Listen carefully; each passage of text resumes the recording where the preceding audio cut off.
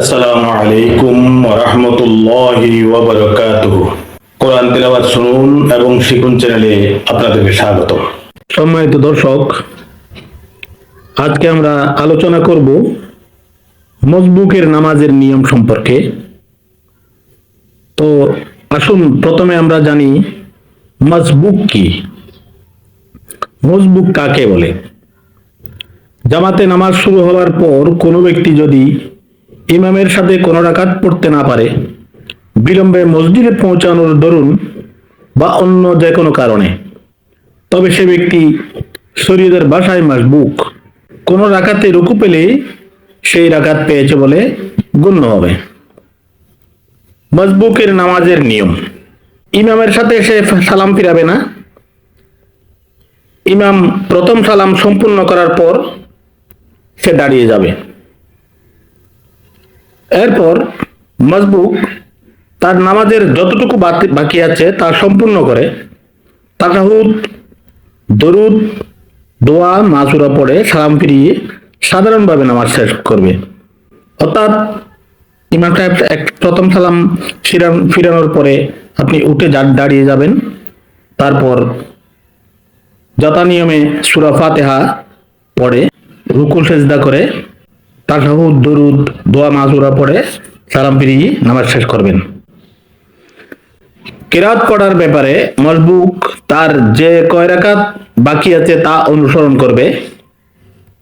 অর্থাৎ এক রাকাত বাকি থাকলে মসবুক দাঁড়িয়ে সূরা ফাতিহা ও অন্য একটি সূরা মিলিয়ে পড়বে।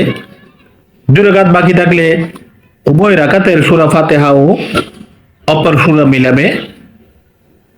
তিন রাকাত বাকি থাকলে প্রথম দুই রাকাতে সূরা ফাতিহার সাথে অপর সূরা মিলাবে, কিন্তু তৃতীয় ছুটে যাওয়া রাকাতে কেবল সূরা ফাতিহা পড়বে।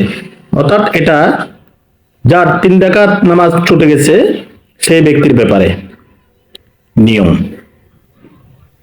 বৈঠকের ব্যাপারে মসবুক ইমাম সহ যে কয় রাকাত নামাজ পড়েছে তা হিসেব করে বৈঠকে যাবে।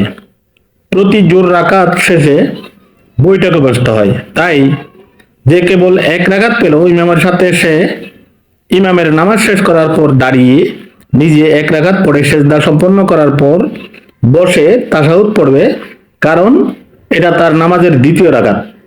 এরপর সাধারণভাবে নামাজ শেষ করবে।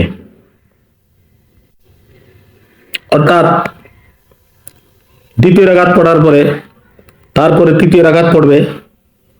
তৃতীয় রাকাতে সূরা ফাতিহা এবং অন্য সূরা মিলাবে। তারপরে চতুর্থ রাকাতে কোনো সূরা মিলাবে না। তারপরে তাশাহুদ, দরুদ, দোয়া, মাসুরা ইত্যাদি পড়ে নামাজ শেষ করবে। সম্মানিত দর্শক, প্রতিদিন ধারাবাহিকভাবে পবিত্র কোরআন কারীম তেলাওয়াত শুনতে চাইলে এবং বিভিন্ন ধরনের ইসলামিক মাসালা মাসাইল, দোয়া, দরুদ, মিলাদ, কিয়াম, কালিমা, নামাজ, রোজা, হজ, যাকাত ইত্যাদি বিষয়ে ভিডিও পেতে চাইলে আমাদের চ্যানেলে যুক্ত থাকুন। দর্শক, আমাদের ভিডিও ভালো লাগলে লাইক দিন, শেয়ার করুন এবং কমেন্টস করে আমাদের সাথে যুক্ত থাকুন। যারা পবিত্র কোরআন কারীম নিজে নিজে তেলাওয়াত করতে পারেন না, তারা কোরআন তেলাওয়াত শিখতে চাইলে আমাদের প্লে লিস্টে আসুন।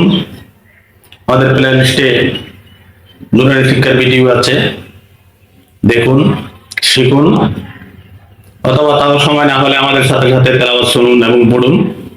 পড়তে পড়তে কোরআন তেলাওয়াতের ধারণা হয়ে যাবে ইনশাল্লাহ।